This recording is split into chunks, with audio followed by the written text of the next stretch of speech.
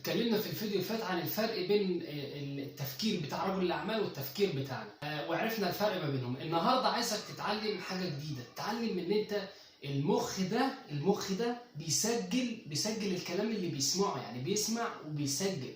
فحضرتك النهارده لما تقول انا مكسل اشتغل، اعرف ان هو خلاص طول مجرد ما الفكره طلعت من هنا وصلت الموضوع انتهى، انت مش هتشتغل. لكن لو انت قلت له لا انا هشتغل، هو هيبدا يشتغل.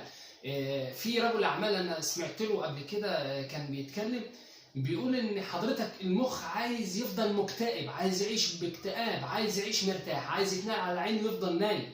لكن لا، حفزه يشتغل، سمعه، قول له انا هشتغل، انا هعمل، انا هنجح، انا هروح، انا هاجي، انا هيبقى معايا، عشان خاطر هو يتحفز وتبدا تفكر وتبدا ازاي تنمي نفسك وازاي توصل لهدفك اللي انت اصلا مش عارف توصل له اصلا.